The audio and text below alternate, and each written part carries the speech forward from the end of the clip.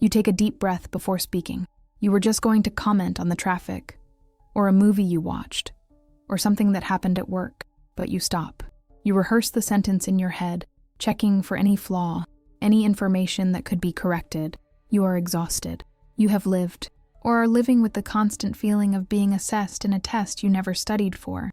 The feeling that any opinion of yours will be received not with curiosity, but with an actually, or you're wrong. The know-it-all narcissist, the one who pontificates about international politics, but also about the correct way to load the dishwasher.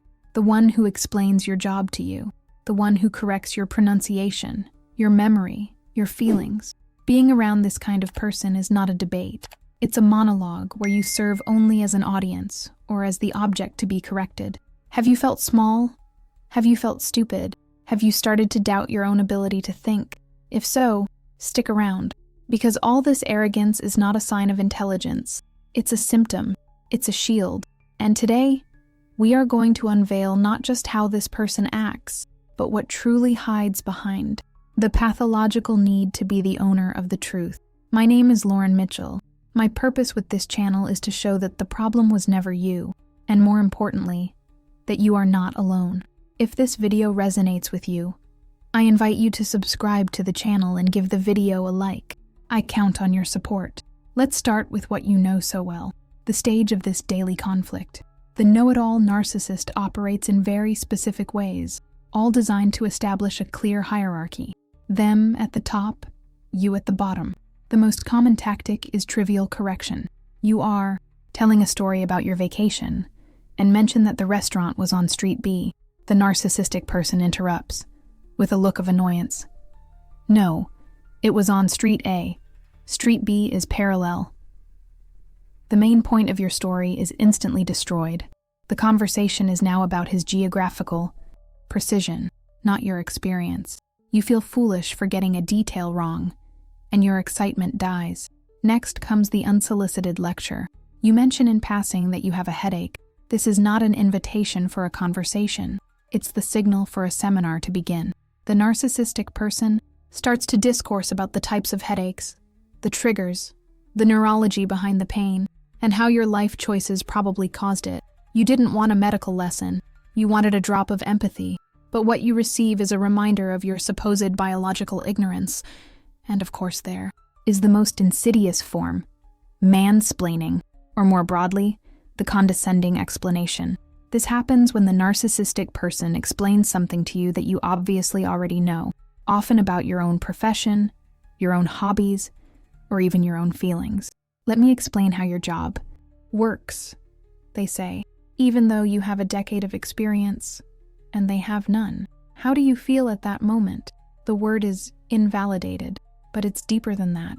You feel your reality being rewritten by someone more competent. The goal of this constant behavior is not to teach or help. The goal is to create an environment where your voice is secondary, where your perceptions are, by default, flawed. You start to self-silence. You stop sharing your accomplishments because they will be minimized or corrected. Oh, you got a promotion, but at that company that doesn't mean much. You stop sharing your ideas because they will be stolen or ridiculed. You stop telling stories because it's exhausting to be interrupted every 30 seconds. This silence that settles over you is the first symptom of your sickness. You start walking on an intellectual minefield. Your mind, which was once a place of creativity and curiosity, becomes a prison of self-doubt. And that is exactly where the narcissistic person wants you to be. Confused, quiet, and dependent on their superior wisdom to navigate the world. You have become a reluctant student in the school of a tyrannical teacher. But why this incessant need? The first pillar we need to understand is that the know-it-all narcissist is not on a search for the truth. They are in a performance. We are talking about omnipotence as a facade. The narcissist is fundamentally driven by a fragile, fabricated entity, the false self. This false self needs to be grandiose. It cannot be average. It cannot be just good at a few things. It needs to be superior in all areas. When the narcissist chooses the intellectual arena, they are not choosing to be intelligent. They are choosing to play the role of the omniscient. Think of it like an actor who never leaves character. For them, Admitting "I don't know" is not an act of humility. It is the equivalent of tearing up the script in the middle of the play. It is the death of the character. If they don't know everything, then the premise of their superiority collapses. That is why the information they dump on you often seems superficial, as if it was memorized from Wikipedia 5 minutes before, because often it was. The know-it-all narcissist is not a sage. They are an accumulator of trivial facts. They confuse having information with having wisdom. Wisdom requires empathy, context, and the ability to admit error. 3 things the narcissist does not possess. Their knowledge is a weapon, not a tool. They use it to get narcissistic supply. Every time they correct you, they feel powerful. Every time you concede or fall silent, they feel victorious. Every time they win an argument, even if it's about the manufacturing date of a cheese, they receive a small dose of supply that validates their grandiosity. This facade of omnipotence is exhausting to maintain. That is why they are so reactive. They are not defending a fact. They are defending their own manufactured identity. They need you to believe their performance. If you don't believe, you become an existential threat.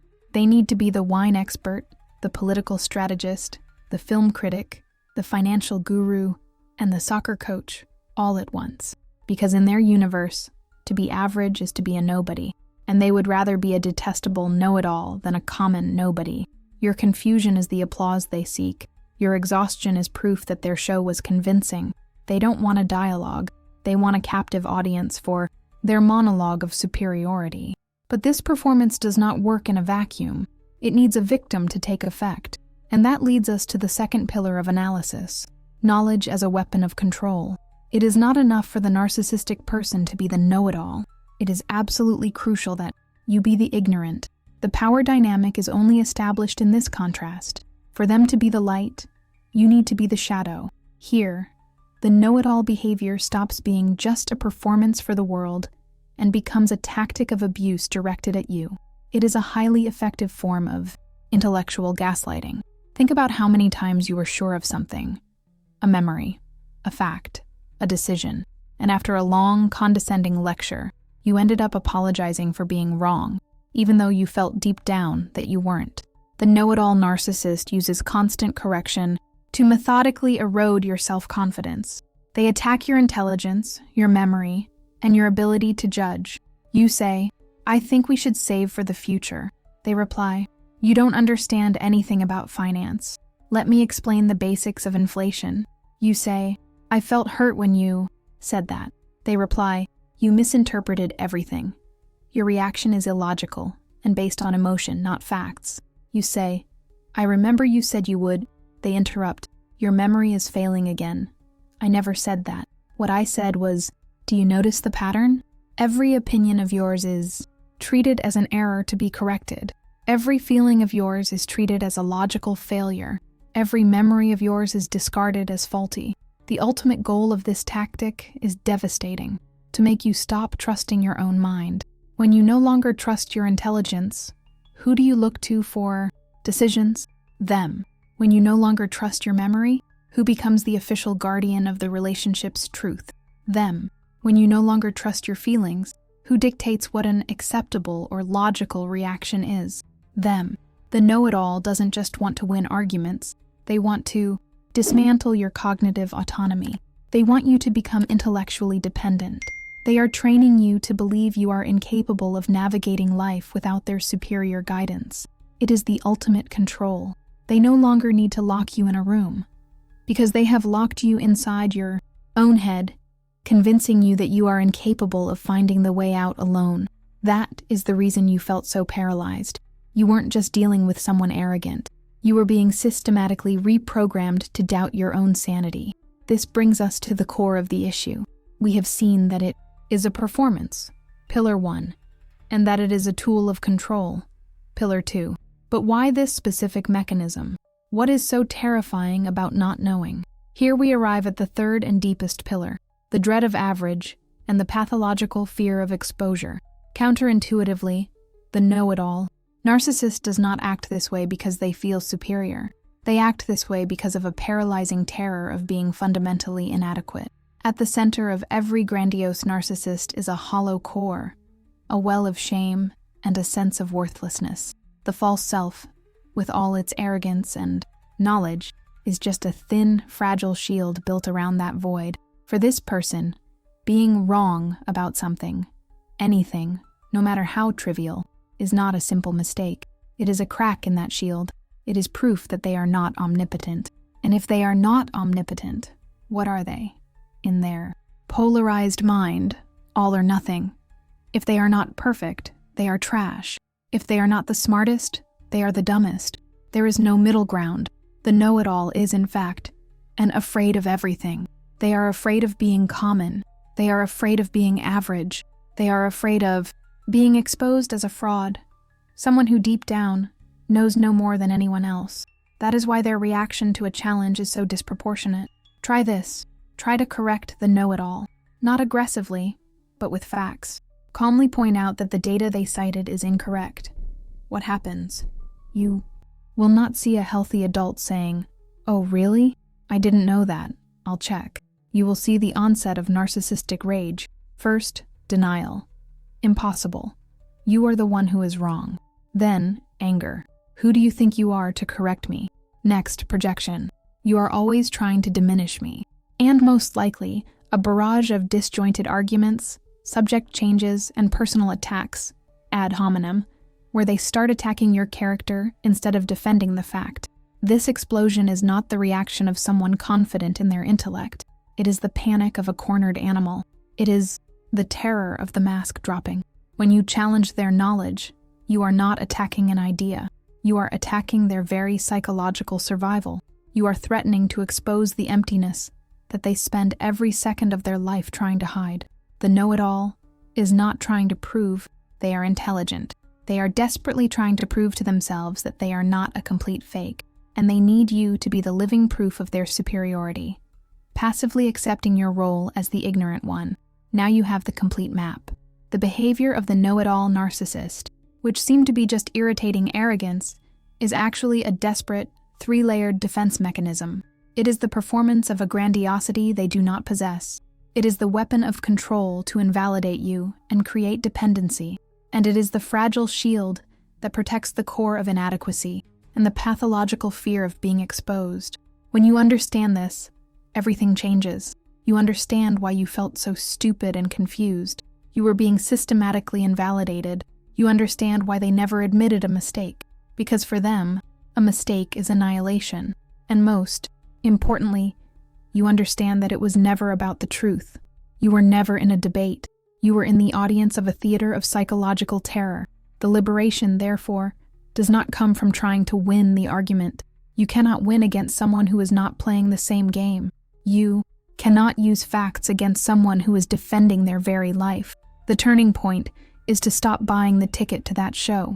It is to withdraw your mind from that arena. It is to understand that their opinion of you, of your ideas, of your intelligence, is not a judgment. It is a reflection of their desperation. Reclaim the right to have your own opinions. Reclaim the right to be right. And above all, reclaim the right to be wrong, to not know, to learn, to be human. You do not need their permission to trust your own mind. You never did. The know-it-all may own a million trivial facts, but you own your own truth, and that is something they can never correct. Feel free to leave your account, your venting, or even a suggestion for a topic for the next video in the comments below. Click on the suggested video on the screen and continue with me. Remember, you are light. Never forget to shine.